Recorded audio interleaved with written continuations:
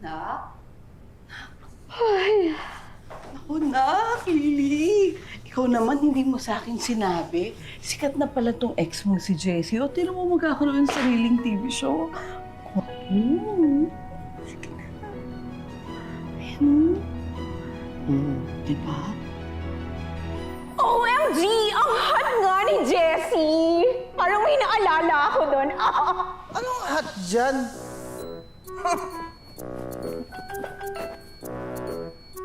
Hot kaya ako? Oo nga, hot ka nga. Ang sarap mong hot tawin. Yung totoo, good vibes ka ba talaga? Ikaw kasi, nahahawa na ako ng bad vibes sa'yo. Ma, I'm not interested. I mean, ex ko na yan eh. And kaya nga ex, di ba? Because it means ex na siya sa life ko. So I don't care. Anak, baka naman may pag-asa pa kayo. Try mo kayang kontakin. Baka wala pang girlfriend to. Alam mo, gusto ko talaga tong si Jessie. Naalala ko, mabait na bata to. Ayoko siya alalahanin. Nak, Lily, ano ba? Tingnan. Ayan o. Please. I'm busy. Busy, wala ka namang ginagawa dyan. I'm busy being beautiful.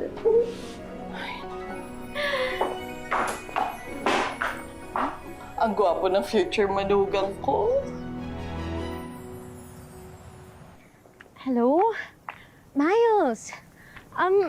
Wait, are you sure ba na dito yung venue natin? Because it's like in the middle of nowhere.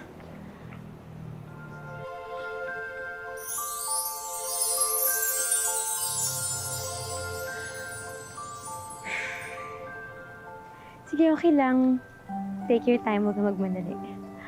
Sige na, I'll call you later. Bye! Ganyan nga, Lily. Enjoy the view! Ito ang view!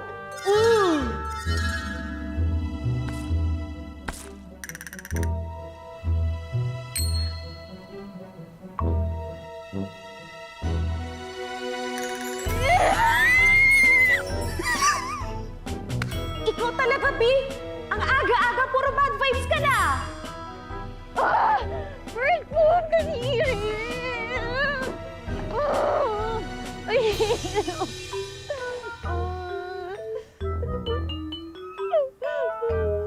Okay lang yan, Lily.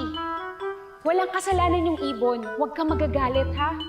Remember, it's a nice day! Anong nice a day? Naku, panira lang ng araw.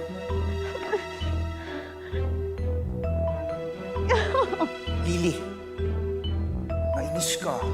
Okay lang yan, mainis ka.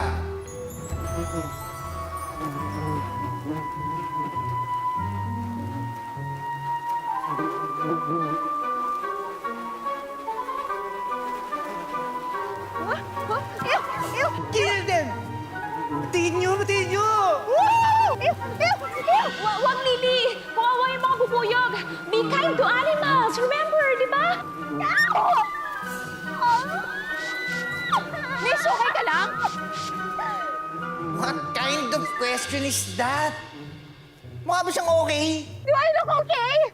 Do I look okay? I mean, don't get me wrong, ha? I know naman na I'm pretty, but do I look okay ba? Do you think this is okay? Ano ka ba, Lily? Thank God for small blessings. At least nga, buhay ka pa eh.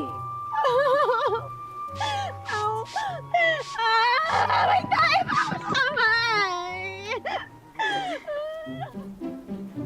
Oh no!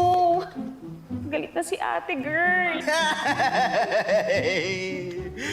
Mukhang ikaw may kailangan ng good vibes soon. How am I going to hide this? It's so pangit! Ay, ito po gamitin niyo po para mabawasan na yung pamamaga. Wait nga, where na ba is your boss? Kasi, ang tagal niya. Siya nga nagsabi na nagdemand-demand pa siya na gusto niya makipag-meet here. Ay, tuloy nakagat pa ako ng pupuyog. Where is she? Can you please call her now na? Andito na si Lily Camo, her wedding planner. Miss, ako nga pala si Dora, yung bride.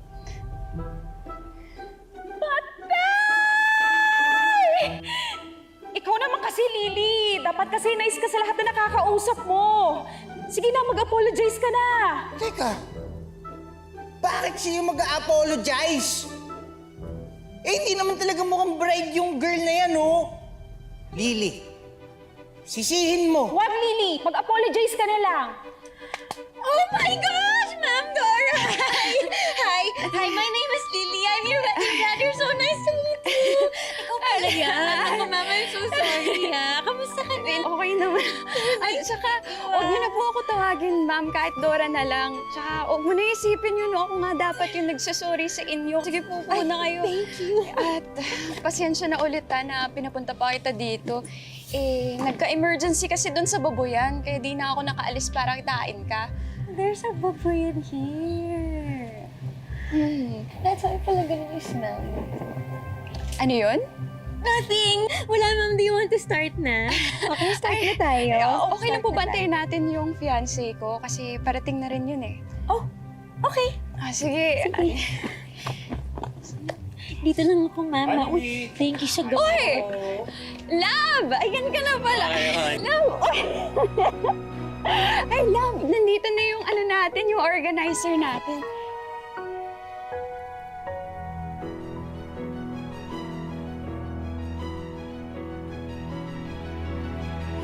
Jessie. Lily. Oh, magkakilala kayo? Hoy, Lily. Ba't magsinungaling? Aminin mo na yung totoong ex mo siya. Hindi! Magsinungaling ka. Pag nalaman niya yung totoo, ipapail ka niya for sure.